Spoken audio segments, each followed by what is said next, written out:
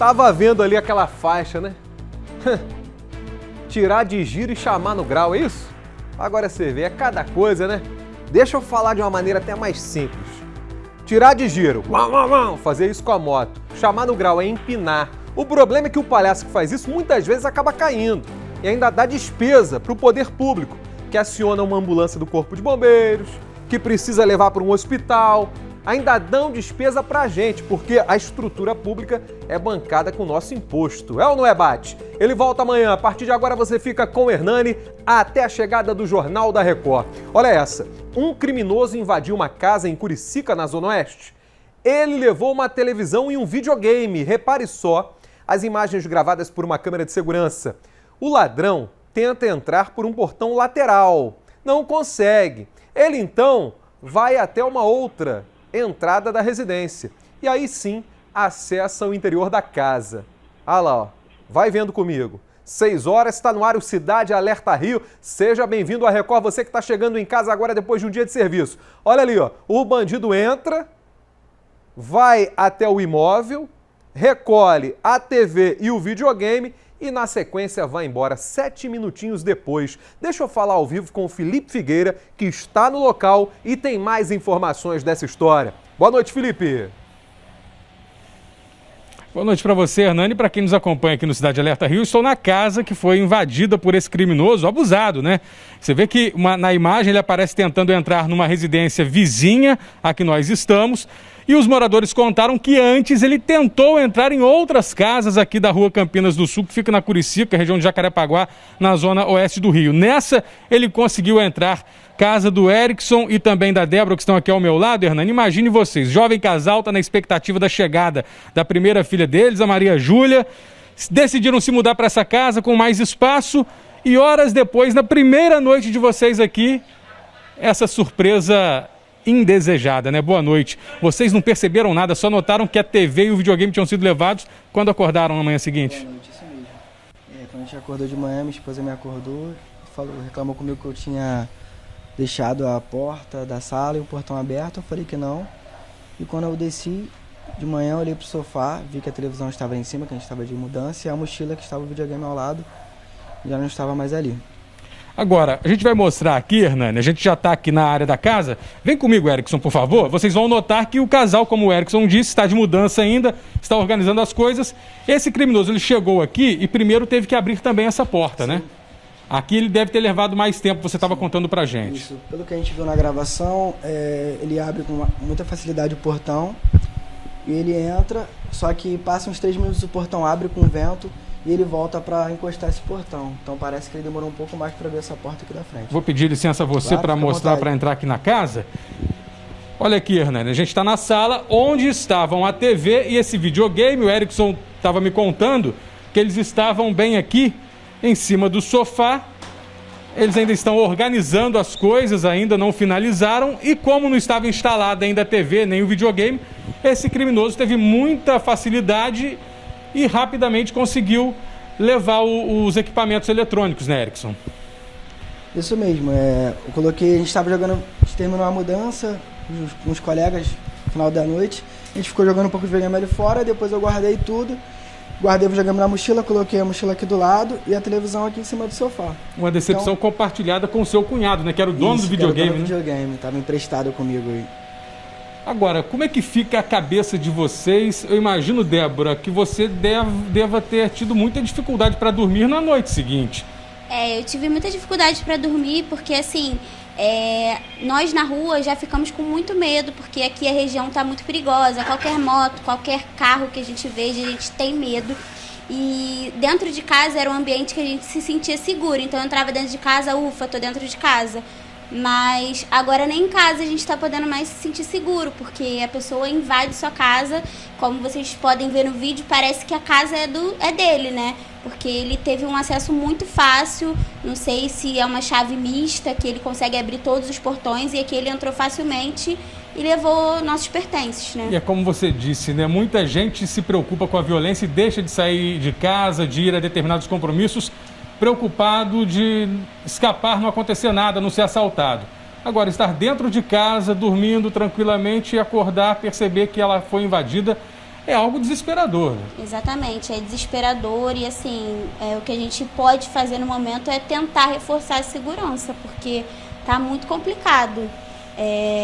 Estar dentro de casa está muito complicado também, assim como estar na rua. A gente não está tendo para onde fugir. Pois é, Hernani, infelizmente, né, essa surpresa aí que esse casal jamais esperava ter, né? Estão aqui na expectativa da chegada da Maria Júlia. A gente espera que a segurança nessa região seja reforçada e que eles não passem por mais dissabores iguais a esses, né? Exatamente. Obrigado pela participação ao vivo, Felipe Figueira, que pode voltar já já com outras informações. Olha aqui, me dá imagens da operação da Polícia Militar em Manguinhos, na Zona Norte. Veja isso. Tiros. Olha aí, um confronto no meio da rua, em plena Avenida Leopoldo Bulhões. Clima de tensão. Do lado de dentro, bandidos atirando contra policiais. Do lado de fora, PMs revidando. Repare só esta bomba de fabricação caseira apreendida. Tudo que os bandidos costumam fazer para atrapalhar os agentes. Você viu ali, ó? Esse é um dos artifícios. Jogar bomba na direção dos policiais. Há também barricadas. Enfim, tudo isso foi alvo desse trabalho realizado pela Polícia Militar.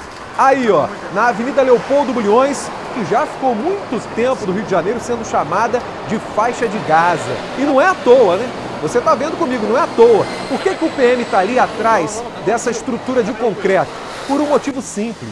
Ele sabe que aquele tipo de estrutura consegue sustentar, consegue segurar um disparo de fuzil. Então, é o local mais adequado para se proteger de disparos feitos por traficantes. Você tá vendo aí, ó, a tropa avançando.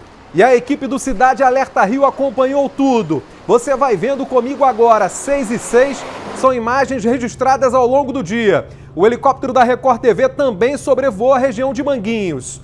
Repare ali, ó, o blindado da Unidade de Polícia Pacificadora, blindado branco. Aí, ó, mais uma equipe que foi mobilizada. Toda a região sofrendo uma varredura. Trata-se, na verdade, de uma resposta.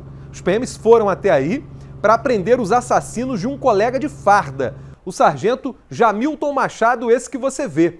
Gente, a covardia é tão grande que esse policial fazia um patrulhamento de rotina perto do viaduto de Benfica quando foi atingido por tiros. Assim que isso aconteceu, a Polícia Militar iniciou um trabalho de inteligência e deflagrou hoje essa operação, depois desse serviço de inteligência da Polícia Militar. Olha aí, novamente o momento da troca de tiros, pelo menos um dos tiroteios registrados hoje. Eu tenho mais detalhes na reportagem do Fábio Peixoto. Uma manhã tensa em Manguinhos, zona norte do Rio. Policiais da Coordenadoria de Polícia Pacificadora e do Batalhão de Ação com Cães realizaram uma operação com o apoio de um blindado. O cerco aconteceu em vários pontos da comunidade. De acordo com a Polícia Militar, o objetivo da operação é encontrar os criminosos envolvidos na morte do sargento Jamilton Machado de Assis, da Coordenadoria de Polícia Pacificadora. O PM foi atingido quando estava dentro da viatura realizando uma patrulha no viaduto de Benfica, próximo à comunidade de Manguinhos. O sargento Jamilton chegou a ser levado com vida para a unidade de pronto atendimento de Manguinhos. Foi transferido para o Hospital Getúlio Vargas, na Penha, e depois de passar por cirurgia, não resistiu aos ferimentos e morreu. Nós conversamos com o tenente-coronel Ivan Blas, que falou sobre a operação. Sargento Jamilton, que era da UPP, que foi morto gratuitamente ali por um tiro dado por um criminoso, ali no alto, enquanto ele passava de viatura, no alto do viaduto de Benfica. Então, a gente ainda está em buscas a esse criminoso ou criminosos. Tá? Eles serão encontrados. Isso já é uma determinação do comandante-geral. Então, a gente precisa encontrar esse assassino do nosso irmão de farda. Durante a operação, policiais, com a ajuda de cães farejadores, encontraram uma grande quantidade de entorpecentes, munições, carregadores de fuzil, facas, balança de precisão e um radiocomunicador, além dessa moto encontrada no meio da comunidade. 2 homens foram presos e levados para a delegacia de Bom Sucesso. É uma operação que para a gente é muito importante porque e ela não vai trazer o nosso irmão de volta, mas é uma resposta da nossa tropa a esses criminosos para que eles entendam que eles não terão paz enquanto não for preso o assassino do nosso policial. O porta-voz da Polícia Militar, Tenente Coronel Ivan Blais, está coberto de razão.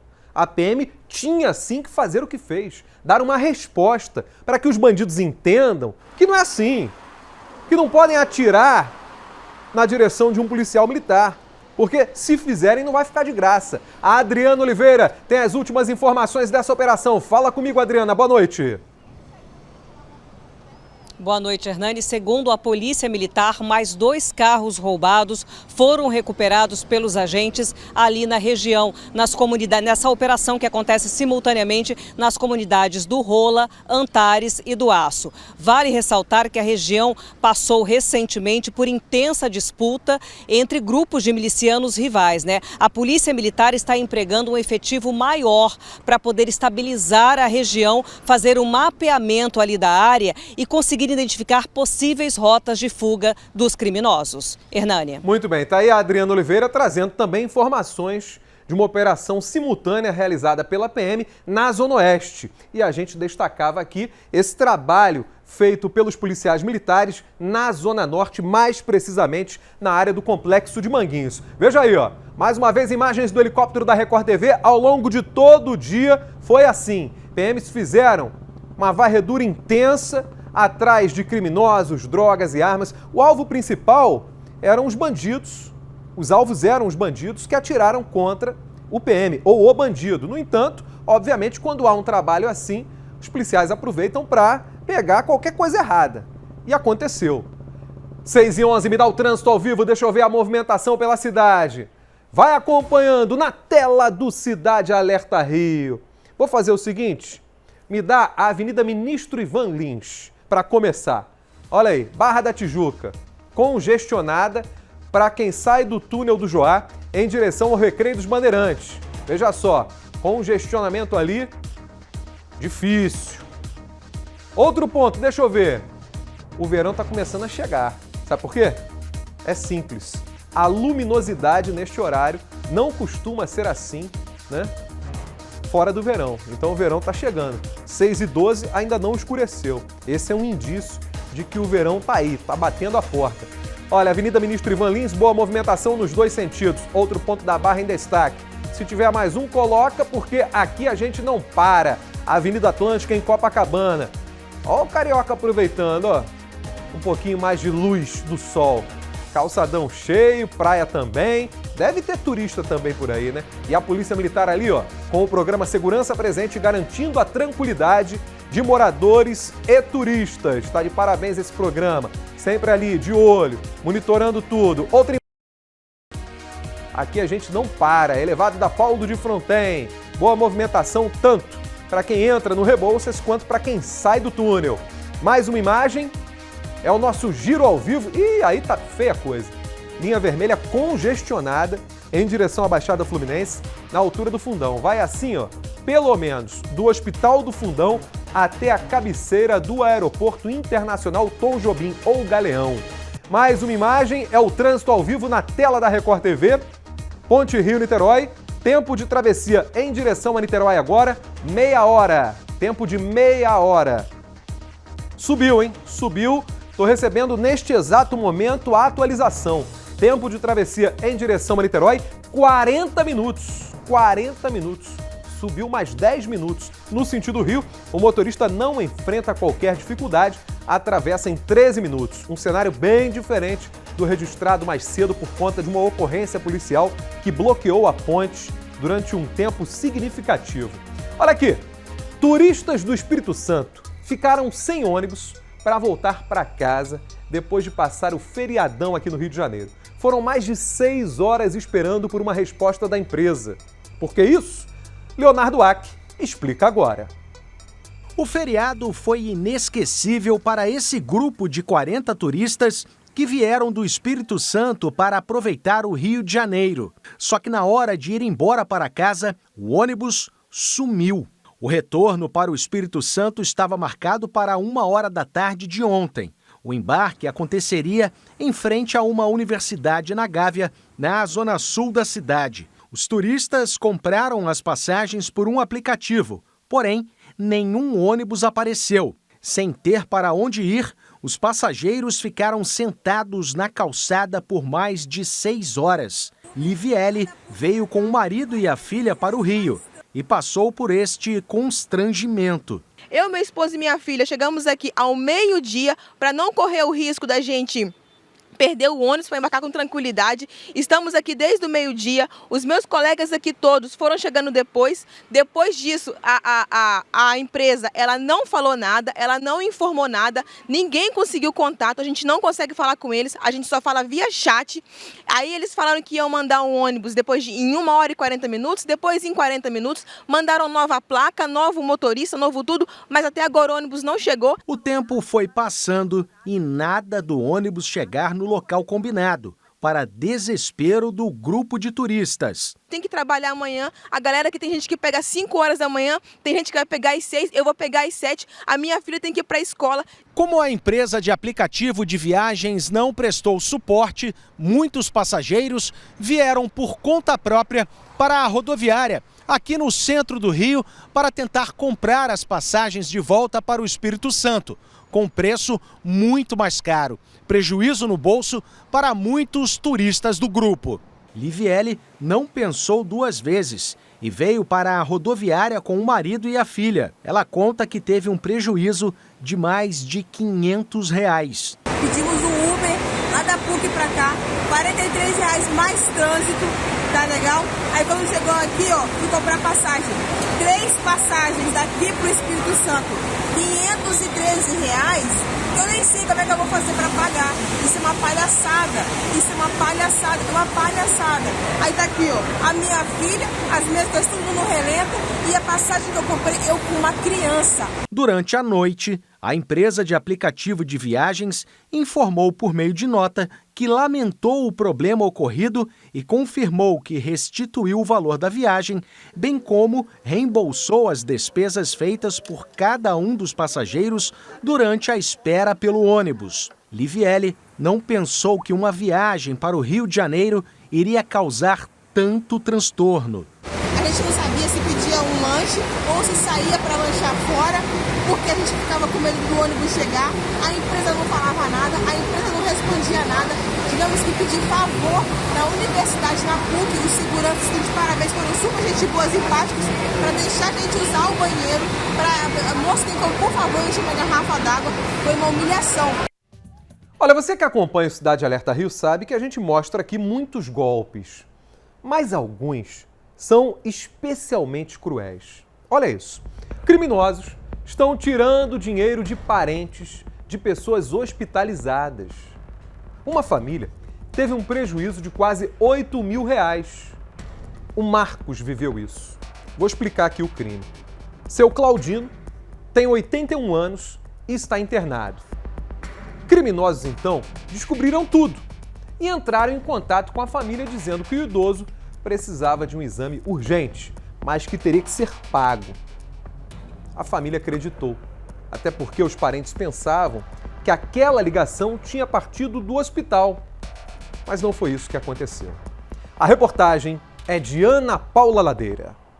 Imagina ter um familiar internado em estado grave na UTI de um hospital e quando recebe uma ligação, do outro lado da linha, uma pessoa que se identifica como médico, dizendo que ele precisa de um exame urgente porque corre o risco de morrer. E para isso precisa transferir um valor para cobrir as despesas. O que você faria? Passou pela minha cabeça, autorizo o exame, passo o valor do exame, que eu vou fazer o pagamento.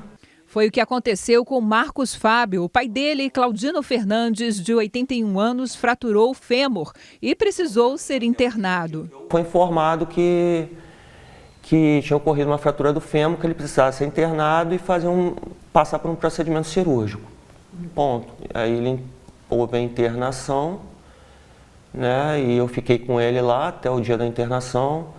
E ele fez o processo cirúrgico e acabou precisando ficar no CTI por alguns dias, né? Quando recebeu a ligação, Marcos acreditou que se tratava de alguém de dentro do hospital, pois tinha todos os dados do pai dele. Recebi uma ligação de uma pessoa se identificando como o Dr. Carlos Eduardo, passando dados, né? Nome, né? Nome do paciente, UTI, né?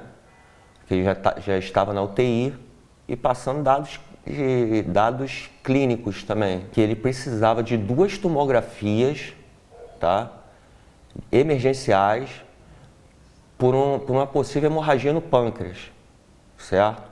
E que eles tinham entrado em contato com o plano, que eles também já tinham ciência do plano, né? Mas como era algo emergencial, o plano não tinha como autorizar naquele momento. E dentro dessas ligações, né, aí foram realizados 3 Pix, né? Marcos transferiu o dinheiro imediatamente. O valor total foi R$ 7.680. Salvaram meu pai. E foi isso que eu fiz. Tentei, né? Tentei de todas as maneiras, infelizmente ele veio a óbito. Depois de eu ter feito todo o processo, aí passou mais ou menos uns 20 minutos, eu fiquei um pouco desconfiado. Lá eu constatei que não tinha acontecido nada disso que eu estou relatando aqui, entendeu? Que foi um golpe. Foi aqui neste hospital, que fica na zona norte do Rio, que o seu Claudino foi internado. A ligação pedindo dinheiro para os exames aconteceu 6 dias depois que ele deu entrada na unidade. Mas, de acordo com a família, quando o hospital ficou sabendo das transferências, apenas lamentou o ocorrido. Para este advogado especialista em direito criminal, o hospital tem responsabilidade sobre os dados vazados do paciente. 2 pontos bem interessantes nessa história. É a responsabilidade civil e a responsabilidade penal. A Lei Geral de Proteção de Dados, no artigo 42, ele traz a responsabilidade do detentor dos dados e daquele que manuseia os dados. Então, tanto o hospital e aqueles que, de alguma forma, fizeram uso desses dados e entregar esses dados para uma outra pessoa serão responsabilizados, sim, civilmente. Ele ainda acrescenta que o hospital deve mudar sua rotina para alertar os familiares dos pacientes sobre um possível golpe. Não basta só assinar um documento informando da possibilidade dessa prática, mas informar oralmente os familiares que isso pode acontecer. Teve casos nesse hospital que aconteceram, é importante se resguardar. O hospital não liga, o hospital não perde dinheiro, o hospital não manda depositar. Então, esse alerta inicial, eu acho que diminui, sim, a possibilidade das vítimas, né, desse estelionato. Marcos ficou surpreso ao registrar a ocorrência na delegacia e ficar sabendo que outras vítimas caíram no mesmo golpe. Ele também pretende acionar o hospital na justiça. Esse hospital já teve muitas reclamações, né, inclusive na própria delegacia, sobre esse tipo de operação fraudulenta, entendeu? Era recorrente, entendeu? Esse ato criminoso.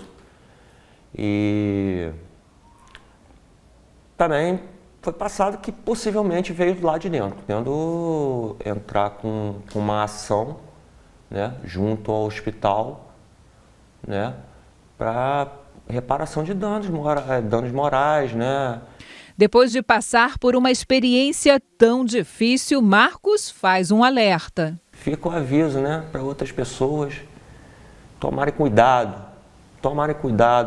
Qualquer coisa que aconteça, ligue para o hospital antes, entendeu? Certifique de que realmente está acontecendo isso, entendeu? Porque é difícil, só quem passa sabe, entendeu? Mexe tanto com o emocional da pessoa que a pessoa na hora não pensa em nada, só pensa em salvar a vida do ente querido que está lá. Em nota, o hospital informou que tomou ciência de tentativas de golpes que vêm acontecendo em diversas unidades do país. A direção disse ainda que não identificou vazamentos de informações do hospital e que, pelo teor da reclamação apresentada, é possível perceber que se trata de uma organização criminosa altamente especializada. Hoje, 9 da noite, tem um grande acontecimento na superprodução da Record TV. José se revela para os irmãos. Não perca as emoções dos últimos capítulos da novela Gênesis. Uma família foi rendida por um criminoso armado em Oswaldo Cruz, na Zona Norte. Isso aconteceu horas atrás. A Adriana Rezende conta agora, ao vivo. Boa noite, Adriana. Olá, Hernani, boa noite para você e para todos que acompanham o Cidade Alerta. Aqui nas ruas de Oswaldo Cruz, muito medo da população. Quem mora no bairro não aguenta mais conviver com essa sensação de insegurança. O último caso aconteceu agora há poucas horas atrás. Câmeras de segurança registraram um assalto que ocorreu aqui na rua Piúna, exatamente nesse ponto aqui onde eu estou. Nas imagens é possível ver que as vítimas elas estão abastecendo um carro, colocando objetos dentro de um carro, quando de repente um homem se aproxima, caminhando aqui pela calçada tranquilamente. Ele vem com uma arma na mão e anuncia o assalto. O desespero das pessoas foi tão grande que na hora a motorista saiu correndo. Ele ainda entrou pelo banco do carona para tentar despistar e as pessoas foram procurar um abrigo na calçada com medo até mesmo que ele atirasse. O que aconteceu? Ele levou o carro, dentro do carro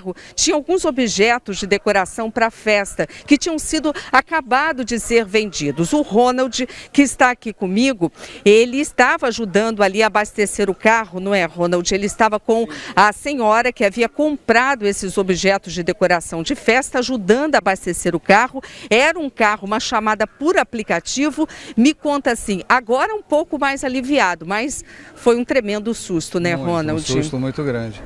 Porque ele veio do nada lá do João Vicente e rendeu todo mundo com 38 cano curto e todo mundo ficou assustado. A moça, a dona do carro, do aplicativo, também queria desligar o carro, mas ele falou, não desliga não, que eu quero só o carro. Eu quero só o carro. Perguntou se eu estava armado, eu disse que não tem arma. Ele falou, coroa, fecha a mala aí, coroa, fecha a mala. Eu fechei a mala e ele foi embora por aqui. Só que o carro tem o dispositivo que corta combustível e corta a parte elétrica. Então o carro parou aqui na rua Cataguases, depois da Toque a Campainha, depois da estação. Então, eles também ficaram, Hernando, o que o Ronald estava me explicando? Eles ficaram acompanhando pelo aplicativo mais ou menos o caminho, o trajeto que esse carro foi fazendo. A moça, então, a motorista, ela pediu ajuda, o Ronald pegou o carro dele, deu algumas voltas aqui pelo bairro de Oswaldo Cruz, Madureira, e eles aí conseguiram localizar, até porque tem esse dispositivo que impede ali a passagem da gasolina e trava o carro, né? E como é que estava o carro no momento em que vocês localizaram? Os vidros abertos e estava tudo remexido, as coisas da moça. Por sorte, ele não pegou os documentos dela que estavam embaixo do banco do motorista. Levou o celular, levou em torno de R$40 que estava no console do carro e foi embora. Assaltou um outro casal, roubou outro carro e foi embora lá para o Camboatá, estrada aqui, Complexo do Chapadão. Aqui próximo, aqui na Pedreira, em Anchieta, né? É isso. Isso, e o Ronald, ele está morando aqui faz um mês. Ele retornou aqui para o bairro de Oswaldo Cruz e disse que há 4 meses atrás houve também um roubo de um caminhão de entregas em que o motorista foi até assassinado durante essa ação. Também aqui nessa esquina. Pergunto para você, Ronald, policiamento, como é que está por aqui pelo bairro? Devagar, bem devagar. Deveriam aumentar essa rotina, pelo menos umas 2 a 3 vezes por semana, ou a viatura circulando, ou que chamam de Corme Damião, os dois da moto passando para lá e para cá, só para deixar o bairro um pouquinho mais seguro. Passado o susto, agora mais aliviado. Com certeza.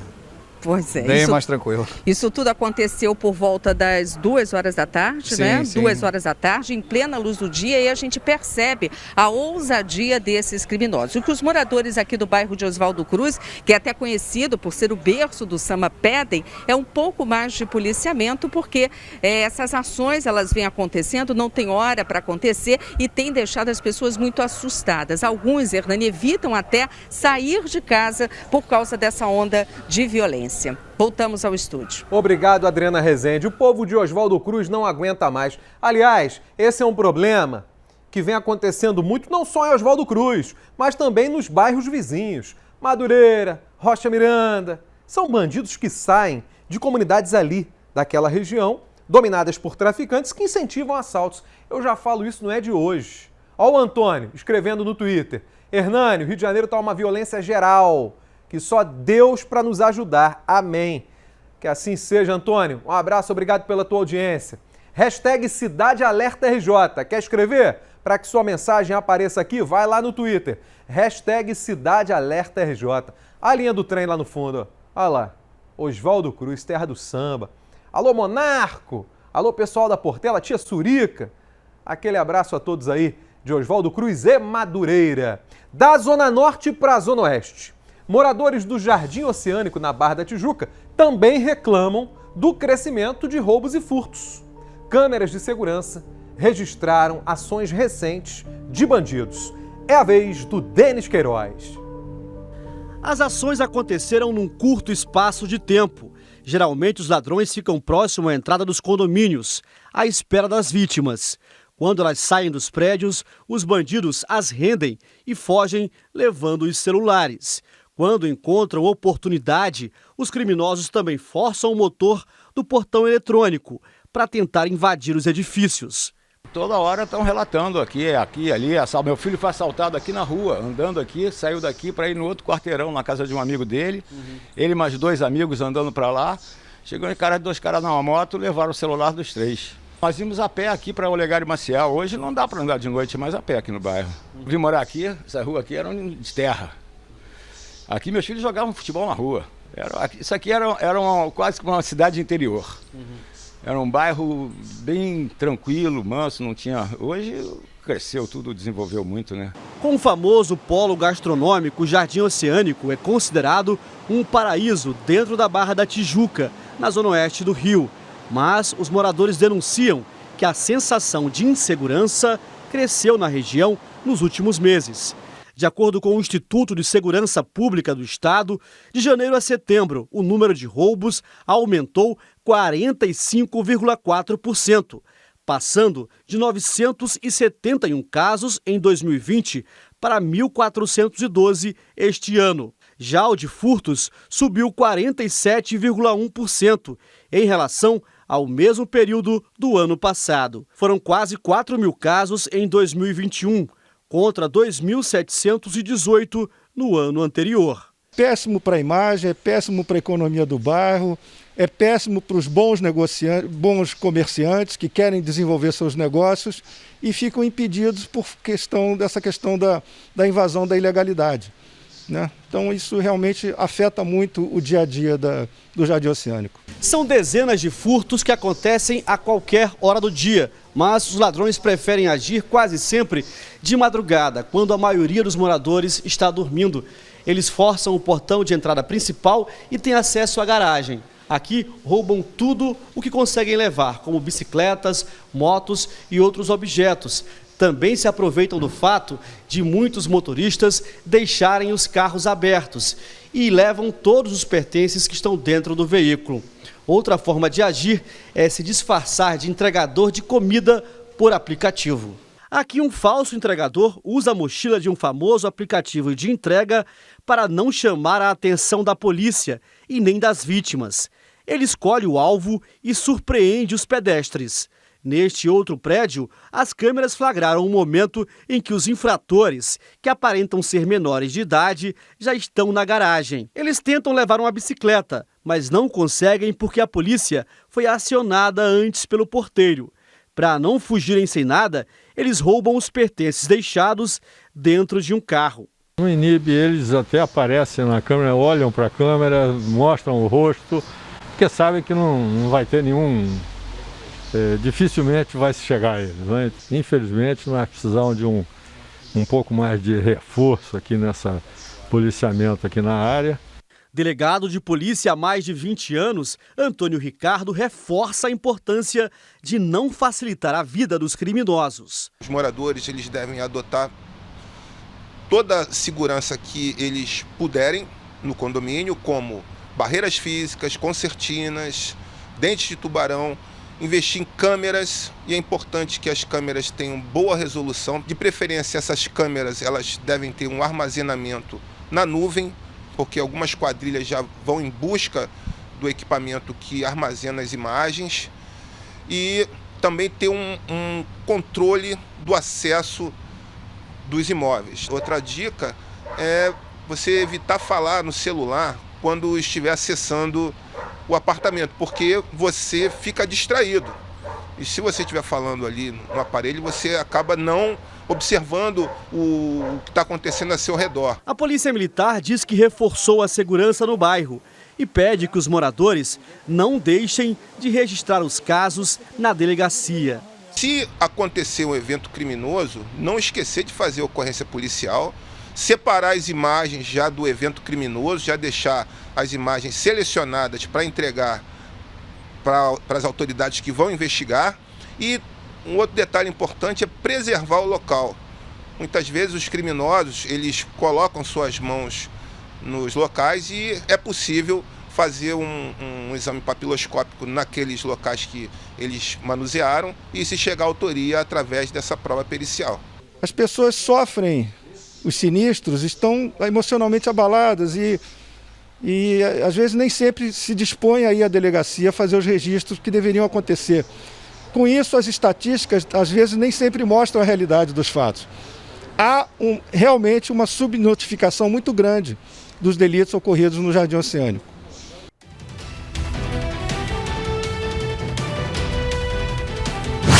Um homem que está cumprindo pena no regime semiaberto foi preso por policiais militares do Batalhão de Queimados na região de Seropédica, na Baixada Fluminense, depois de oferecer uma quantia de R$100 mil para ter apoio dos PMs em uma retomada de território e numa disputa entre milicianos. Com o criminoso, foram apreendidos celulares e um carro. Um carro pegou fogo após se envolver em um acidente com um ônibus na estrada de Xerém, bairro Vila Santa Alice, em Duque de Caxias. Os militares do quartel de Campos Elíseos foram acionados e controlaram as chamas. Ninguém ficou ferido. Em São Gonçalo, na região metropolitana do Rio, policiais militares prenderam um criminoso num dos acessos à comunidade Jardim Catarina. Com o traficante, os policiais encontraram uma pistola, 190 pinos de cocaína, 390 trouxas de maconha e 31 pedras de crack. A ocorrência foi registrada na Delegacia de Neves. Gente, agora eu tenho mais informações do caso envolvendo um gari chamado Alcenir, um rapaz de 28 anos. A foto dele está aí. Esse trabalhador sofreu uma descarga elétrica durante o serviço em Niterói. Parentes, indignados com essa história, inclusive cobrando justiça, fizeram um protesto hoje. Fala comigo ao vivo, Felipe Figueira.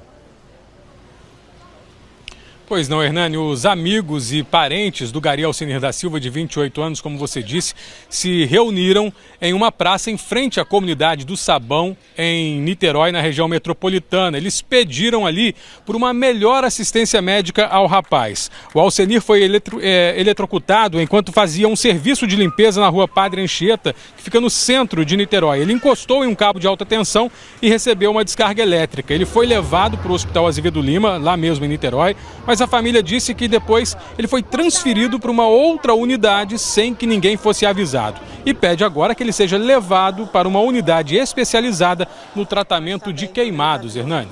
Muito bem, do Felipe Figueira para outro repórter ao vivo, na verdade, uma repórter, a nossa Adriana está me chamando, é o seguinte: a viúva da Mega Sena tenta impedir que a filha do milionário assassinado receba metade da herança deixada por ele.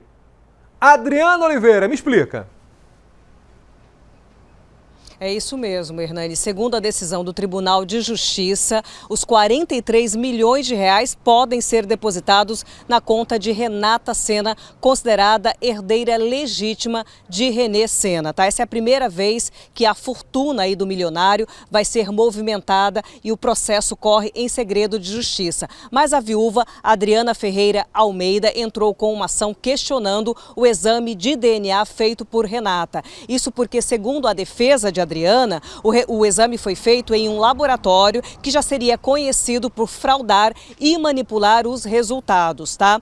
Não se sabe, segundo a defesa, se Renata procurou esse laboratório já sabendo disso ou se foi por acaso. René Sena ganhou na Mega Sena em 2005. Em 2007, ele foi assassinado, segundo investigações da polícia, a mando da viúva Adriana. Ela foi condenada a 20 anos de prisão, tá? A outra metade dessa fortuna toda foi dividida entre 3 irmãos da vítima, do René. Hernani.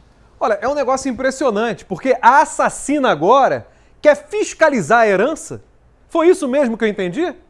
A assassina quer fiscalizar a herança. A gente não sabe se ela é realmente filha porque o laboratório que fez o DNA é suspeito. Ora, não cabe à assassina condenada pela morte desse homem esse tipo de investigação, não. Não cabe a ela questionar isso, não, até porque não tem direito algum sobre esse dinheiro. Porque quando mandou matar, quando participou do assassinato, fez isso de olho no dinheiro. Então a justiça permitir que ela coloque a mão em 1 centavo sequer é justamente permitir a consumação do crime. Então, sinceramente, essa viúva da Mega Sena, o que ela tem que fazer é ficar calada e seguir na pena dela, que pra mim é muito pouca. 20 anos de cadeia? Quem faz esse tipo de coisa, mata um ser humano por dinheiro, deveria apodrecer, deveria pegar prisão perpétua. Eu vou morrer falando isso aqui. Eu espero que não chegue a esse ponto, que antes de eu partir dessa para uma melhor, eu veja o Código Penal ser atualizado nesse país, para que esse tipo de barbaridade não ocorra. Ou, caso continue ocorrendo, a pessoa segure uma pena pesada. Agora você vê, pega 20 anos porque mandou matar o sujeito, uma viúva assassina, e ainda quer agora questionar o direito da filha em receber metade da herança. É um negócio impressionante. É um negócio assim, olha, essa petição dela não deveria nem ser aceita. Isso é de uma ousadia, de uma petulância. Minha querida, recolhe teu time de campo e vai viver a tua insignificância, sinceramente. Um relacionamento que durou apenas cerca de 1 mês terminou em assassinato. Após matar Márcia com uma faca, Renato usou uma rede social para confessar o crime. E aí, como geralmente fazem feminicidas, ele colocou a culpa na vítima, dizendo que foi atacado por Márcia e pelas filhas dela. Olha que loucura. A realidade não era essa. Era bem diferente. Ele acusou a companheira de aliciar as meninas, as filhas, gêmeas de 16 anos. Mas, de acordo com essas garotas, Renato foi expulso de casa pela mãe delas porque ficava assediando as jovens. O assassino havia deixado a cadeia recentemente e, depois de matar essa mulher, fugiu. Veja a reportagem de Leonardo Lara. Um crime à luz do dia. Na vizinhança onde Márcia sempre se sentiu segura.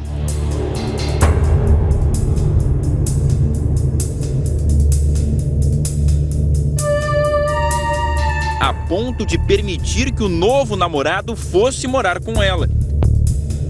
A filha da vítima denuncia que Renato não demorou para revelar a verdadeira face. No começo ele era bem carinhoso, ele não parecia ser um louco psicopata. Só que depois de 2 semanas ele começou a mostrar quem ele era. Um relacionamento de cerca de 1 mês e o fim trágico no meio da rua. A Márcia era gente boa, feliz, contente, conversava com todo mundo, era comunicativa. Ela não fazia nada demais porque ela trabalhava para criar as filhas. Dentro desta casa, o casal vivia em pé de guerra nas últimas semanas. Mas Márcia, de 49 anos, nem desconfiava que Renato ainda era mais cruel do que ela poderia imaginar. Toda vez ele olhava para mim, para minha irmã, de uma forma diferente, ele tinha ciúmes da minha irmã, até com o próprio namorado ele tinha ciúmes com a minha irmã. Dava pra ver só de olhar, sabe, do olhar dele, ele não falava que tinha ciúmes, mas o olhar, o jeito dele, o estresse quando eu saía ou minha irmã saía, ele ficava estressado, ele não queria que eu tivesse amigos, ela não percebia, ela era completamente cega e apaixonada por ele. O Renato já morava aqui no mesmo bairro há bastante tempo com os pais e os irmãos. Só que há apenas um mês ele se mudou para a casa da Márcia. Era um relacionamento bastante recente. Mesmo assim, eles decidiram dividir o mesmo teto. Não demorou para a casa ficar pequena demais para 4 pessoas. É que a Márcia já morava aqui com as 2 filhas adolescentes. São gêmeas de 16 anos. Segundo amigas da vítima, a Márcia começou a desconfiar que o Renato tinha abusado de uma das garotas. O resultado é que ele foi expulso de casa. A Márcia foi além e decidiu também colocar fogo nas roupas do Renato. O que sobrou está aqui na calçada, em frente ao portão. O Renato não reagiu bem. Ele negava o suposto abuso e ficou ainda mais nervoso porque a Márcia chegou a ameaçá-lo com uma faca. Ele disse que voltaria. E foi exatamente o que aconteceu já no dia seguinte. Ele deu em cima de mim, ele deu em cima da minha irmã, tudo escondido da minha mãe, ele deu em cima de uma amiga minha. Minha mãe deu uma moradia para ele e ele não respeitou. Ele era louco, é psicopata, não sei, é louco. Márcia trabalhava como diarista para sustentar as 2 filhas e pagar o aluguel de R$ 1.300 em Pirituba. Ela fazia faxina para ela poder criar as filhas. E o que ela fazia, ela não fazia nada demais. Já Renato não ajudava nas despesas da casa. Na vizinhança, a fama dele nunca foi das melhores. Todas as meninas, mulher que ele arrumava, ele bate. Ele bateu numa ali perto de Santa Fé, no mercado, bateu na mãe, bateu no filho. As pessoas você convive, mas você não sabe que a pessoa pode fazer o que ele fez, você fica atado. Mas eu falei, meu Deus, eu não acredito que ele fez isso. Daí eu falei, nossa, ele é psicopata mesmo. O crime aconteceu a poucos metros da casa da vítima. A Márcia tinha saído para comprar o almoço e bastava dobrar aquela esquina para chegar em casa. O que ela não esperava é que tinha os passos monitorados pelo ex-namorado, expulso de casa apenas um dia antes. O ataque aconteceu exatamente aqui nesse ponto. Apesar do movimento na rua, foi por volta do meio-dia, ela não conseguiu escapar. Caiu aqui mesmo e já foi socorrida sem vida para o hospital. Márcia era discreta em relação à vida amorosa, mesmo ao conversar com as amigas do bairro. Não sei se era namorado, se era ex, entendeu? Só que então, ela não me comentava nada. Ela nunca falou pra vocês desse namorado ou desse... Não, nunca me falou nada de relacionamento dela. A senhora chegou a ver alguma coisa ali? Eu só vi o corpo caído ali. Ouviu algum grito de socorro? Acho que tem sempre grito aqui na rua, né?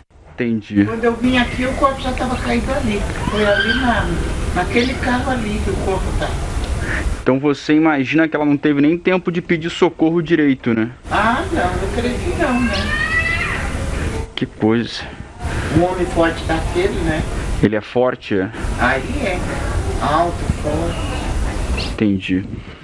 O que os vizinhos contam aqui é que apesar de serem várias casas aqui na rua, uma ao lado da outra, todo mundo estava em casa, afinal de contas era domingo, a vítima não conseguiu chamar por socorro. Foi tudo muito rápido aqui no meio da rua por volta do meio-dia, quando as pessoas se preparavam para o almoço em família. Logo após matar a companheira com 14 golpes de faca, Renato confessou tudo na internet. Mas alegou que só agiu porque Márcia teria aliciado as duas filhas menores de idade. A desculpa do assassino para tentar justificar o crime revoltou a garota. Ele era louco, é psicopata. Ela amava ele. Eu amava e tinha medo também dele fazer besteira se ela fizesse algum boletim de ocorrência. Porque ele falou que ele era envolvido com um monte de gente, ele era envolvido com crime e qualquer coisa que ele fazia, ele podia vir atrás de mim, da minha irmã, da minha mãe. Minha mãe tinha medo disso. E eu e a minha irmã também. O homem agora procurado pela polícia nem deveria estar solto quando cometeu o crime. O Renato já era foragido. Segundo testemunhas, ele foi beneficiado por uma saidinha temporária e, ao ganhar as ruas, arrancou a tornozeleira eletrônica. Só que a Márcia não conhecia toda essa história. O Renato levava uma vida aparentemente normal. Só não trabalhava porque era sustentado pela companheira. Agora, mais uma vez, ele parece debochar da justiça. Nessa postagem, Renato garante ter fugido para Minas Gerais e completa: "Vou gozar a vida". Os vizinhos admitem que estranharam quando ele saiu rápido demais da cadeia pelo crime anterior, que também teria sido um homicídio. Ele fugiu da saidinha que eles dão, ele cortou a tornozeleira e fugiu. E agora ele estava... Então sua mãe não tinha medo dele? Eu tinha. Minha mãe achou que ele não fosse nada, sabe? Achou que não ia ter problema nenhum. A filha da vítima espera que desta vez a história seja diferente.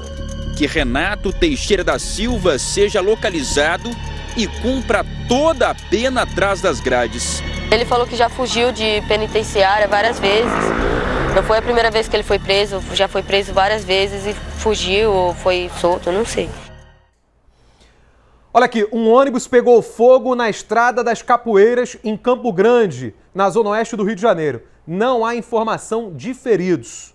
Eu estou recebendo agora imagens justamente dessa situação. Vai acompanhando comigo. Olha aí, o vídeo acaba de chegar pelo WhatsApp da Record TV. Inclusive, coloca o número para mim. Quem tiver outros vídeos pode mandar também, 96974-3884. Aqui você me ajuda a fazer o programa, você manda informações, manda imagens, a gente apura e coloca no ar, garantindo que aqui você só acompanhe fato. Aqui a gente não mostra nada fake. Mais um vídeo chegando, ó. Mais um vídeo, um outro ângulo. Muita fumaça ali, ó. O que chama a atenção de quem vive nessa área. Campo Grande, na Zona Oeste, em destaque. São imagens que vão chegando agora. Um outro ponto, olha aí, para você conferir. Inclusive, essa com uma pessoa passando bem perto ali do ônibus, né? Olha lá, olha que coisa. Não sabemos ainda se esse foi um ataque criminoso, né? Foi uma pane elétrica ou um ataque criminoso? É isso que a gente está tentando ter certeza. De qualquer maneira, o incidente está aí, está registrado na tela da Record TV e o que a gente pode falar é que o trânsito está bem complicado na região. Quem puder, deve evitar. Vem pra cá, tendo novidades eu volto no assunto. Fez mais uma operação de combate às milícias que atuam na zona oeste do Rio de Janeiro. Trata-se da continuidade da força-tarefa desenvolvida por várias delegacias da Polícia Civil. Você está vendo aí Fagner Penha da Silva, conhecido como Artilheiro. Ele foi preso durante o trabalho de hoje. Segundo as investigações, esse homem é segurança de Luiz Antônio da Silva Braga, o Zinho, e apontado como um dos matadores da milícia desse sujeito aí, do Zinho.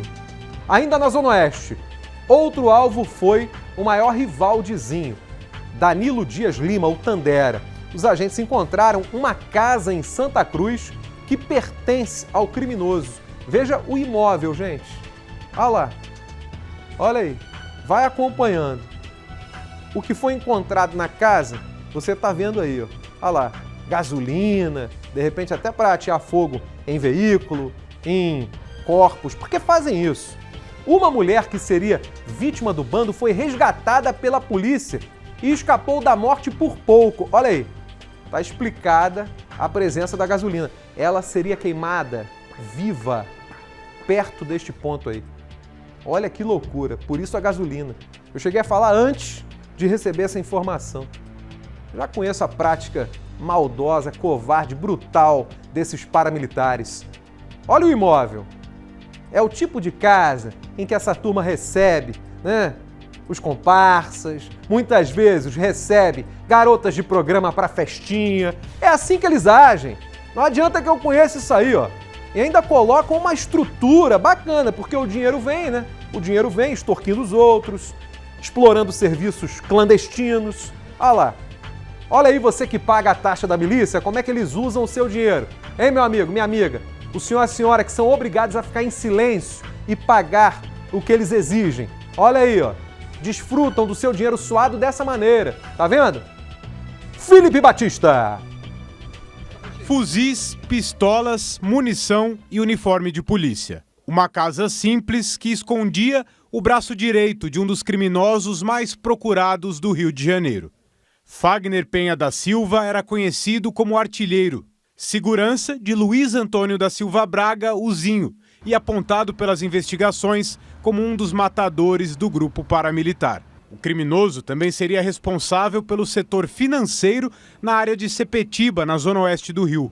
Junto com ele, os policiais encontraram este caderno de anotações. São as cobranças semanais feitas aos comerciantes do bairro. Os valores variam entre R$ 20 e R$ 450, dependendo do tamanho do estabelecimento. Um lucro ilegal de cerca de R$ 5 mil por semana. Ele já faz parte do grupo desde a época que o Eco ainda se encontrava vivo, responsável, braço armado, assim por dizer, braço executor da milícia e com destaque, especial atuação na região de Nova Sepetiba. Ainda na Zona Oeste, outro alvo foi o maior rival de Zinho, Danilo Dias Lima, o Tandera. Os agentes encontraram esta casa que pertence ao criminoso. Piscina, paredão de som, área com churrasqueira. Tudo fruto do dinheiro do crime organizado. A polícia suspeita que o local também era usado para as festas de Tandera. Ele é um ponto estratégico, um ponto de transição entre a Zona Oeste com a Baixada, porque ali dá acesso ao quilômetro 32, que já pertence a Nova Iguaçu. Esse espaço é destacado aí para a exploração do Tandera em razão do racha que houve à época que o Eco ainda estava vivo, passa a ser alvo de disputa entre os grupos. O grupo tradicionalmente que era responsável, que só tinha concedido a exploração à Tandera, passa a querer esse território sem a presença do Tandera ali. Durante a ação da polícia na casa de Tandera, os agentes também impediram que uma mulher fosse queimada viva no local. A vítima era mantida refém por criminosos que conseguiram fugir assim que os policiais chegaram lá.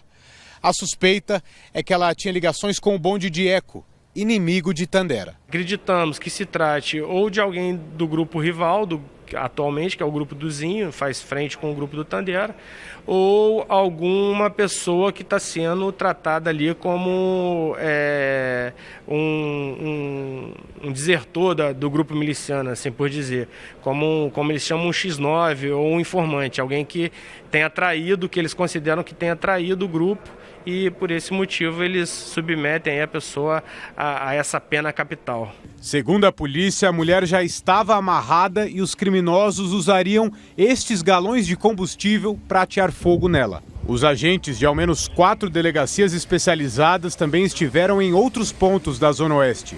Fiscalizaram farmácias e lojas de roupa, inspecionaram uma fábrica de gelo em Campo Grande e desativaram esses cabos de internet ilegal em Santa Cruz. É o GatoNet, uma das atividades cobradas pela milícia. As operações desta terça-feira fazem parte da força-tarefa criada há mais de um ano pela Polícia Civil para combater os grupos paramilitares no estado. Desde então, mais de 900 suspeitos já foram presos e 2 bilhões de reais recuperados das mãos de milicianos. A gente atua em 2 vertentes, prisão e asfixia financeira, prendendo os líderes, e tirando o dinheiro da mão dessas organizações criminosas. São quase 1.000 prisões, vamos chegar a esse número aí, acho que até o final desse ano, e muito dinheiro também retirado das mãos desses criminosos. Falou e disse o doutor Felipe Cury. Quase 1000 prisões de milicianos em um ano. Agora você vê, tá de parabéns a Polícia Civil com essa força-tarefa. Gente, hoje, entre ali o material apreendido, chamou a atenção um estojo personalizado. Vocês notaram? Olha lá, ó, Saudades do Eco. Viu ali? Saudades do Eco, miliciano que foi morto aos 34 anos de idade em junho durante uma operação da polícia em Paciência. Ele estava indo visitar a mulher no Dia dos Namorados. Saudades do Eco. Essa turma do crime tem uma saudade, né? Não, tá com saudade do Eco? Vai visitar ele, rapaz. Eu, hein? Sai pra lá. Olha lá, olha o estojo. Saudades do Eco. Muita munição, armas aparentemente novas. É importante que o trabalho da Polícia Civil, ele também seja, de repente, complementado pelo da Polícia Federal. Porque essas armas, com aparência, né, com uma aparência de equipamentos novos, elas estão entrando no Brasil por alguma rota que precisa ser interrompida. Olha isso. Parece ou não parece tudo novinho? Isso chegou há pouco tempo no Rio de Janeiro. Tem que ver quem está colocando isso para dentro, para acabar de vez com essa rota do tráfico internacional de armas. E aí a competência já não é da Polícia Civil.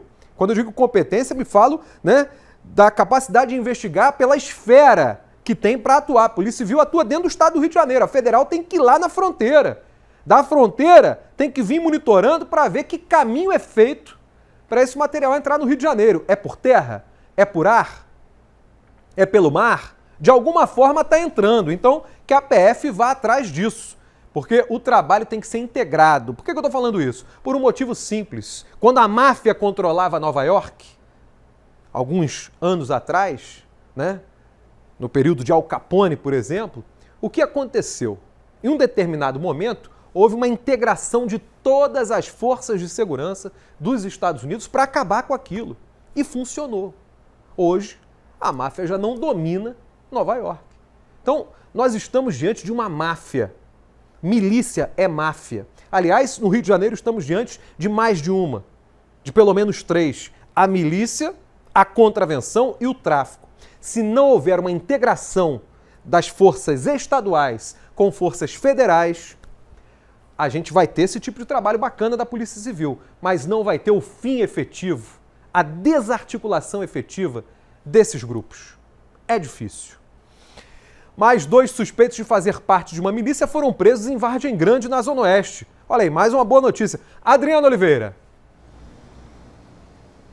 Pois é, Hernani, policiais aqui da delegacia do Recreio dos Bandeirantes, a 42 DP, estavam fazendo um monitoramento num loteamento ilegal na comunidade do Canal, em Vargem Grande. Isso porque o local já vinha sendo alvo de denúncias porque estava acontecendo um aterramento ali de uma área de proteção ambiental, uma coisa totalmente ilegal. Chegando no local, os policiais prenderam em flagrante 2 homens, o Elielson de Lira Juvino Filho e o Adriano Torres de Moura. Segundo as investigações, eles fazem parte de uma milícia que realmente agem aqui na região, loteando áreas de proteção ambiental, áreas de mata. Eles desmatam e começam a fazer esses loteamentos ilegais, tá? Um caminhão e uma retroescavadeira foram apreendidas ali no local, tá? Segundo a polícia, o vulgo Miguelito é o chefe ali responsável por esse aterramento todo dessa área, esse crime ambiental e também por esse loteamento que estava acontecendo ali. E o Elielson de Lira seria o braço direito dele. Este homem é conhecido como Bagdá. Agora eles vão responder por crimes contra o meio ambiente e também de organização criminosa por milícia. Hernani. Exatamente. Mais um trabalho da polícia desarticulando aí, ó, um pequeno esquema da milícia e levando mais paramilitares para a cadeia. Ainda há pouco eu falava sobre a máfia de Nova York, né? Quer dizer, lá a presença do procurador-geral Rodolfo Giuliani, que depois foi prefeito de Nova York, foi fundamental, porque ele levou a máfia todinha para o tribunal na década de 80 e encarcerou aquela turma que colocava terror, exatamente o que a milícia faz hoje, cobrando taxa, se o sujeito não pagasse, ateavam fogo na loja. Era assim que funcionava. O pessoal do cimento tinha que pagar para poder desabastecer, né? Para pegar o cimento e levar para uma obra. Enfim, era um negócio de louco. Pessoal que fazia lavagem de roupa, pessoal das lavanderias tinha que pagar. Era uma coisa de louco. Deram um jeito lá. Aqui tem como dar jeito. Basta querer. Novas imagens mostram o momento em que um professor tem o carro roubado e é sequestrado em Magalhães Bastos, na Zona Oeste. Quem vai mostrar? Kézia Oliveira. Preste atenção no utilitário prata que aparece no vídeo. O carro trafega pela rua Francisco Musi em direção à rua Almeida e Souza, em Magalhães Bastos. Dentro do veículo estão 3 criminosos. Ao perceberem a movimentação de um sedã, desistem de ir embora e dão meia volta. Repare que de dentro do carro estacionado embaixo da árvore, um homem grisalho desembarca. Os bandidos vão na direção da vítima e fazem a abordagem. Armados, eles forçam o senhor a entrar no utilitário. Em seguida, um dos ladrões leva o veículo da vítima. Dona Irineia estava no portão de casa quando percebeu a ação criminosa. Eu estava botando meu cachorro para dentro, travei, não sabia se eu entrava ou se eu permanecia. Só subi o degrau do portão e fiquei parada assim. Sorte que não tinha ninguém. A barbearia ali aberta e eu chamando o cachorro para dentro. Se fosse hora de movimento dessas crianças iam ficar muito apavoradas. O crime aconteceu no último sábado, por volta das 10h30 da manhã. Um horário ainda muito tranquilo, diferente dos dias de semana, onde a rua costuma ter muita movimentação de crianças indo e voltando da escola. Mas a notícia se espalhou pelo bairro e preocupou todo mundo. Os moradores dizem que os criminosos vêm de comunidades vizinhas assaltar aqui e usam essa rua como rota de fuga. Sérgio mora no bairro há 40 anos e conta que está cada vez mais difícil conviver com tanta insegurança. Esse não teria sido o primeiro rapto que aconteceu? Não é o primeiro. Hoje em dia, eu não ando na carteira com cartão do banco, identidade, CPF, só ando no mínimo com R$10 na carteira para dizer que não tem nada. A principal reclamação de quem vive em Magalhães Bastos e nas áreas próximas ao bairro é a falta de policiamento. O patrulhamento que era feito regularmente diminuiu muito. A situação piorou de vez nas últimas semanas. Andou um tempo tendo a tal da patrulha presente, tá? Que rodava essa rua aqui todinha.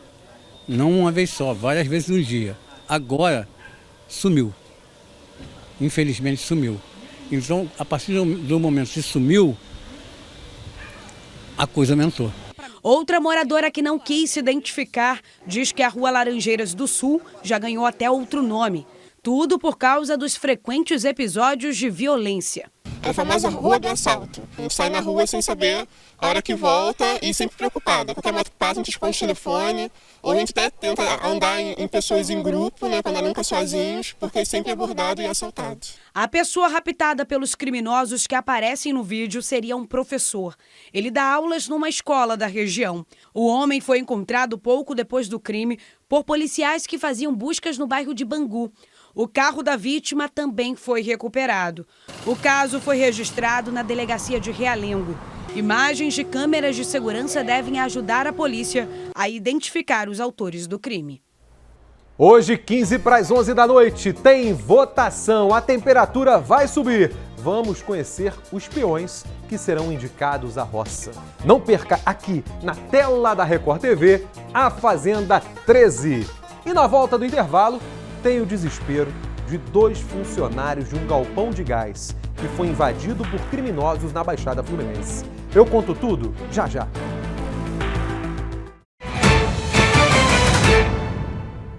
Funcionários de um depósito de gás na mira de ladrões. Você vai acompanhar agora imagens dessa ação criminosa. Veja comigo. O carro branco estaciona ali, em frente ao estabelecimento. Um dos bandidos sai do veículo e entra. Armado, ele rende 2 pessoas. Essas vítimas são levadas para o escritório da empresa. Repare que os funcionários são ameaçados e agredidos. Gente, a ação é rápida, dura poucos minutos. Veja isso, olha lá, olha como é que eles empurram ali para dentro do escritório esses 2 homens que estavam trabalhando. Olha como os funcionários ficam. Um chega a apanhar, você viu? Dá um tapa a troco de nada no rapaz. Olha lá, só para espalhar maldade, espalhar terror. E ali, ó, o outro vai pegando o dinheiro de qualquer maneira, desesperado, e vai jogando em cima da mesa. Até agora essa bandidagem aí não foi pega. Até agora esses criminosos não foram localizados. Olha lá. Pra que isso, gente? Pra que isso, né? Já não rendeu? Já não estava recebendo dinheiro? Mas não, tem que botar terror, dar tapa e depois ainda trancar os dois pobres trabalhadores ali, né? Uma maldade sem fim. Canalhas, canalhas. Olha lá. Pelo menos um estava ali esperando dentro do carro, porque ele entra no banco de trás, você percebeu?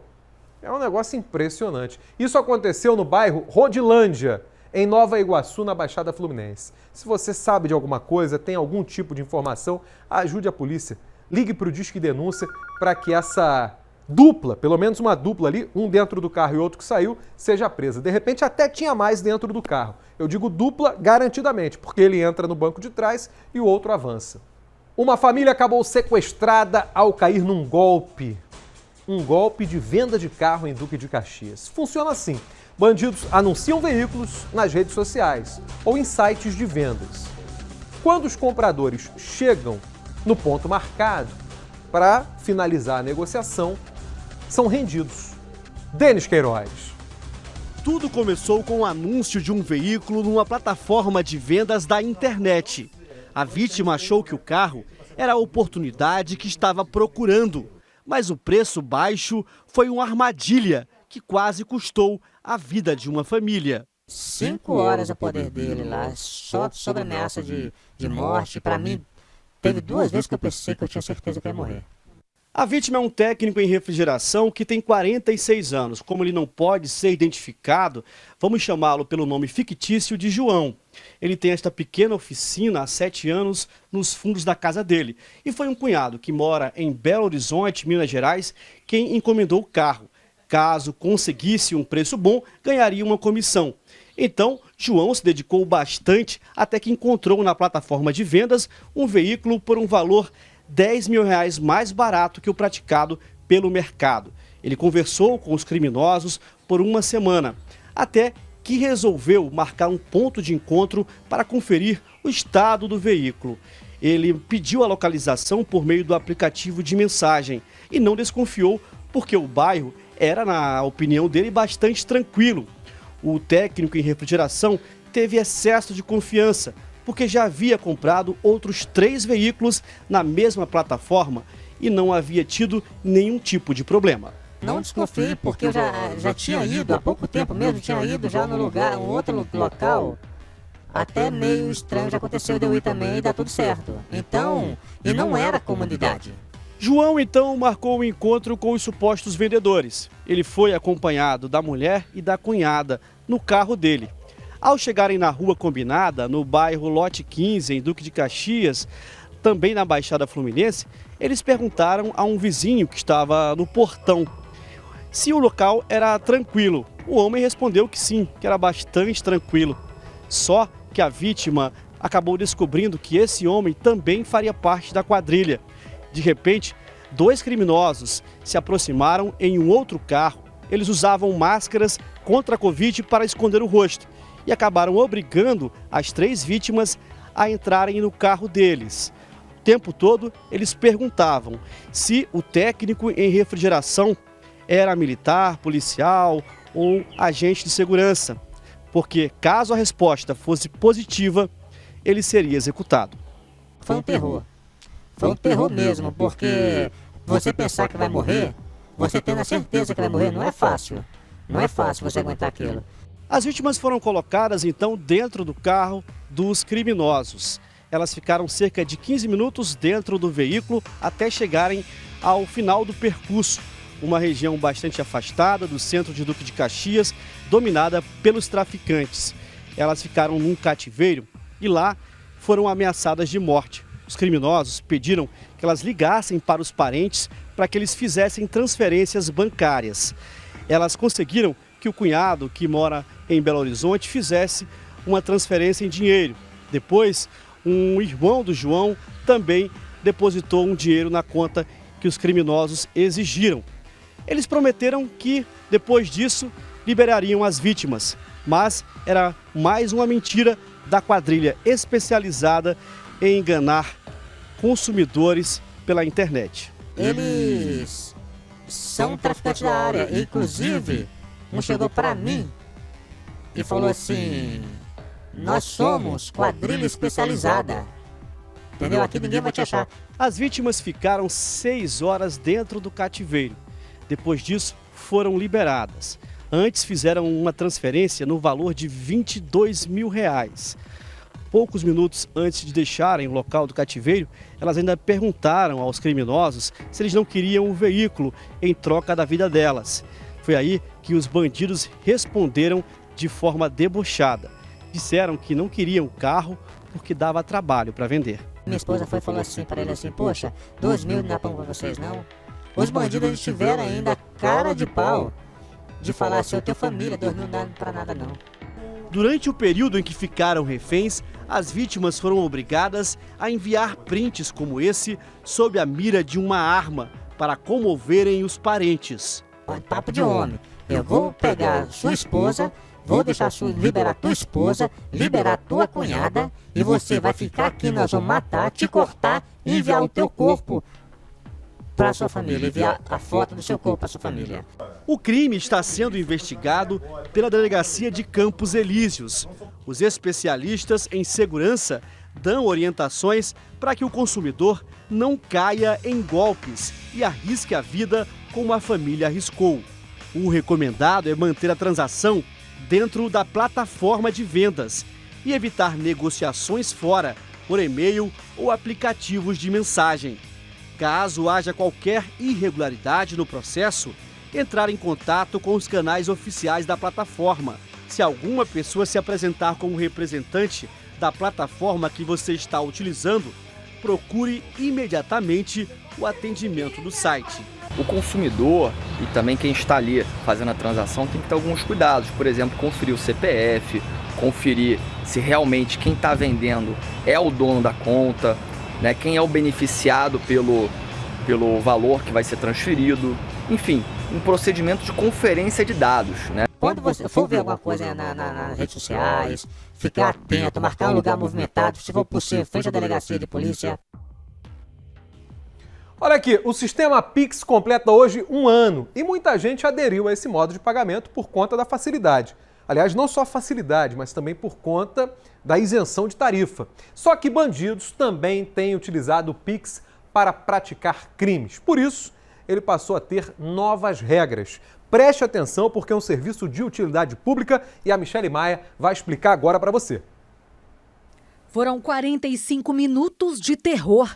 Luciene e o afilhado ficaram esse tempo sob o poder de 4 criminosos em Nova Iguaçu, na Baixada Fluminense. Um terror, uma sensação que eu fosse morrer mesmo. Eu tinha certeza que eu ia morrer. Em momento algum eu pensava que fosse sair daquela situação. Muito medo. Tudo começou quando Luciene recebeu um dinheiro da justiça e resolveu investir em um carro para alugar para motoristas de aplicativo. Ela pesquisou em um site na internet e contou com a ajuda de um sobrinho para realizar a negociação. E quando marcou um encontro com o suposto vendedor para ver pessoalmente o veículo, ela acabou sendo vítima de um crime que tem sido cada vez mais comum em todo o Brasil. Um sequestro relâmpago envolvendo o Pix, o sistema de pagamento instantâneo do Banco Central. O trauma foi tão grande que ela desenvolveu síndrome de pânico e crises de ansiedade. Eu não consigo andar na rua sem achar que alguém vai me pegar. Eu não consigo ter a comunicação que eu tinha com as pessoas. Eu não consigo voltar a trabalhar. A minha vida social não é a mesma. A simplicidade e a rapidez para realizar transferências e ainda sem custo chamou a atenção de mais de 100 milhões de pessoas que passaram a usar o Pix. Em outubro, o sistema movimentou mais de 500 bilhões de reais. No mês de lançamento, em novembro do ano passado, foram 25 bilhões de movimentação financeira, o que mostra o sucesso da modalidade de pagamento. Só que tanta facilidade também chamou a atenção de criminosos. Nos 10 primeiros meses deste ano, foram identificados mais de 3.400.000 golpes financeiros, o que representa uma média de mais de 11 mil por dia e de 400 por hora, incluindo o Pix. Um ano após a implementação do sistema de pagamento, novas medidas de segurança no Pix começaram a valer nesta terça-feira. O mecanismo de devolução foi melhorado para evitar fraudes e aumentar a segurança de clientes. O estorno agora poderá ser feito pelo próprio banco em que o dinheiro foi depositado. Caso haja suspeita de fraude, o valor pode ser bloqueado por até 72 horas. Anteriormente, a devolução era possível ser feita somente por quem recebeu o pagamento. Cabe a gente, aí que fica alguma dica, se proteger. Como? A regra geral é nunca ter confiança em outras pessoas que solicitam dinheiro, porque é uma possibilidade muito alta que sejam fraudadoras. Sempre o que se aconselha é fazer uma videochamada para ver a pessoa pessoalmente, ou no mínimo um telefonema ou mensagem de áudio. Quem teve prejuízos e passou por traumas, torce para que as novas medidas sejam de fato eficazes. Infelizmente, precisou acontecer vários assaltos, sequestros, retirada de banco, para eles tomarem essa iniciativa. Espero que melhore mais ainda, né? Seja mais supervisionado. Além dessas atitudes que eles tomaram, né? Eu prefiro que eles sejam mais rígidos ainda. Olha aqui, 6h30 da manhã tem Balanço Geral Manhã com ele, Wagner Montes Filho. Fala comigo então, Vaguinho. Boa noite, Hernani Alves, meu irmão, meu vizinho. Muito boa noite para você que está aí assistindo aqui a tela da Record TV. Bombante, audiência bombando, a gente tem que aproveitar, ir na aba e fazer um convite, porque amanhã, 6h30 da manhã... Estaremos aqui te esperando com muitas notícias ao vivo, sempre com aquela missão para que você saia de casa com informação. Animação, informação e leveza. Aqui nós damos o start para o seu dia e você participa pela hashtag BGManhãRJ. Vamos continuar ligado no Hernani. Hernani, beijo, meu povo. Beijo, tchau.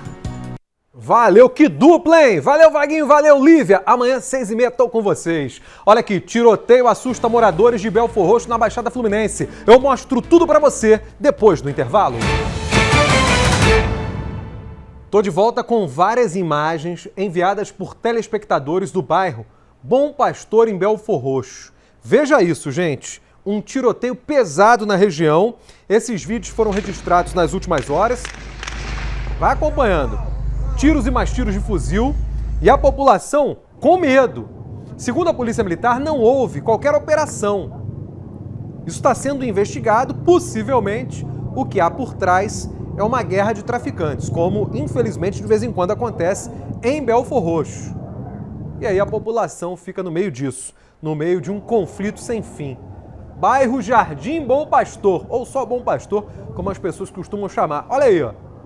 Movimentação complicada, motoristas parando os veículos para se proteger, circulação de ônibus alterada, um caos, inclusive com alguns objetos sendo incendiados no meio da rua. Tá passando tudo aqui pelo cantinho. Olha aí, olha o trânsito, olha a confusão. As primeiras imagens gravadas ainda durante o dia. Agora já estou recebendo vídeos registrados à noite, o que mostra que o negócio está se estendendo por algum tempo.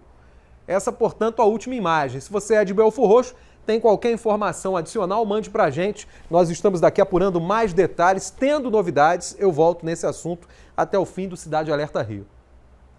É grave o estado de saúde do gari, que foi eletrocutado durante o trabalho em Niterói. Parentes e amigos fizeram hoje um protesto, cobrando melhor assistência médica para a vítima. Vivian Casanova. Amigos e parentes se reuniram em uma praça em frente à comunidade do Sabão, em Niterói, na região metropolitana, para pedir assistência ao gari Alcenir da Silva, de 28 anos. Alcenir foi eletrocutado na manhã do último domingo, enquanto fazia um serviço de limpeza na rua Padre Anchieta, no centro de Niterói. Durante o trabalho, ele encostou em um cabo de alta tensão e recebeu uma descarga elétrica. Os bombeiros foram acionados e levaram o gari para o Hospital Azevedo Lima, em São Gonçalo. A irmã dele não se conforma com o acidente. A gente quer saber por qual motivo que ele estava com IPI, sem os EPIs, e por qual motivo que ele foi para o hospital sem o encarregado, ele foi na ambulância sozinho, não foi ninguém junto com ele. E logo em seguida, no vez de ajudarem ele, estava filmando ele, os próprios amigos, encarregados do trabalho, filmando ele, pegando fogo no chão. Ninguém teve, eu sei que as pessoas às vezes não sabem, né? Alguma coisa para abafar o calor. O médico mesmo disse, se tivesse pego alguma coisa para abafar ele não tinha sofrido essa queimadura toda. Deixaram ele lá no chão queimando até a ambulância chegar e mesmo assim ninguém foi com ele até o hospital. Os familiares estão muito preocupados com o tratamento que Alcenir vem recebendo. Segundo eles, na noite do último domingo, o gari foi transferido para um hospital em São Gonçalo sem autorização da família. O que os parentes querem é que Alcenir seja tratado em uma unidade especializada em queimaduras. A gente quer um hospital especializado para isso, mas no momento ele tem que estar estável para ele ser transferido, entendeu? Porque eu estou falando, transferiram ele sem a nossa autorização, entendeu? Ele chegou lá quase a óbito, porque no caminho houve complicações, porque ele não podia ser transferido, porque ela já tinha falado para mim, não pode ser transferido sem estar estabilizado. Em nota, a Companhia de Limpeza de Niterói lamentou o acidente e informou que o gari estava usando os equipamentos de proteção e que ele tinha curso de rapel. Mas os familiares assistiram ao vídeo do dia do acidente e apontam algumas falhas. Rapel sim, ele estava bem amarrado, mas cadê o resto do equipamento? Cadê o resto do IPI dele? O isolamento da rede elétrica e o material que ele estava manejando para poder tirar. O cabo era adequado? O cabo era isolante? Cadê o chapéu, a luva, o IPI dele completo? Isso não é um IPI, isso é um IPI. Ele tinha um IPI de um gari. Não um IPI para fazer esse tipo de trabalho que ele faz. Na verdade, ele estava só amarrado. Só amarrado. Esse especialista em segurança do trabalho também analisou as imagens. O ideal no tipo de atividade como esse é elaborar e executar uma APR, onde vão ser levantados todos os riscos contidos naquele ambiente, bem como suas medidas de proteção. Lembrando que, para trabalhar com cargas de alta tensão, é necessário curso de NR10 de 40 horas, bem como luva de alta tensão. Essa ocorrência deve ser enquadrada como um acidente de trabalho, tendo em vista que o senhor Nessi estava exercendo as suas funções. Contudo, cabe ainda uma ressalva em relação ao ANEEL, que deve garantir que toda a condição elétrica daquele local esteja em condição de perfeito estado. Perfeito estado é esse que não pode colocar em risco a integridade física de terceiro. A Enel Distribuição Rio também emitiu nota lamentando o acidente e ressaltou que a rede elétrica do local está dentro dos padrões de segurança. Independentemente das causas do acidente, a família de Alcenir só deseja que ele se recupere. Ele está em coma induzido, ele está esperando por aparelho, ele está fazendo hemodiálise. O mais que eu gostaria de pedir era, se caso fosse, um hospital especializado mesmo no problema dele, entendeu? Para fazer a recuperação dele, entendeu? O estado dele é muito grave mesmo. Hora de pedir a sua ajuda para encontrar esta mulher que está na tela do Cidade. Sandra Farache Ferreira Moreira, 50 anos. Foi vista pela última vez no bairro de Coelho Neto, na Zona Norte. Você sabe algo sobre o paradeiro dela? Se tem qualquer informação, ajude a família ligando ou mandando mensagem para 97 326 1878. 97 326 1878. Confira comigo agora os destaques do Jornal da Record, que começa daqui a pouco. Olá, boa noite. Daqui a pouco tem o Jornal da Record. A jovem conhecida como a Gatinha da Cracolândia vai responder por tráfico e organização criminosa. Segundo a advogada de defesa, Lorraine Romero, que negava o envolvimento com a venda de drogas, deve confessar o crime. No Bahrein, o presidente Bolsonaro disse que servidores terão reajuste se a proposta dos precatórios for aprovada. O Ministério da Saúde libera a terceira dose da vacina contra o coronavírus para todos os adultos e reduz o intervalo entre as aplicações. A Anvisa diz que não foi consultada. E na série especial, uma fazenda que cria gado descobriu no eucalipto uma forma de expandir o negócio e contribuir com o meio ambiente. Às 7:55 no Jornal da Record. É já. O cenário atual da nossa próxima história é um tribunal. No entanto, essa história começou em Rio Bonito, no interior do estado do Rio de Janeiro. Um homem ganha milhões na Mega Sena e acaba morto. A história se arrasta durante anos e só agora a filha terá direito à herança. 14 anos depois. No entanto, essa decisão judicial é questionada. E justamente por quem? Pela viúva. O problema é que a viúva está condenada por mandar matar o milionário da Mega Sena. Exatamente. A assassina quer ser fiscal da herança da filha. Felipe Figueira. Segundo a decisão do Tribunal de Justiça, os 43 milhões de reais podem ser depositados na conta de Renata Sena, considerada herdeira legítima do milionário, depois do recolhimento de impostos pelo Estado, o que equivale a cerca de 3 milhões e 400 mil reais. Mas a defesa de Adriana Ferreira Almeida entrou com uma ação questionando o resultado do exame de DNA feito por Renata Sena, filha de René Sena, na última semana.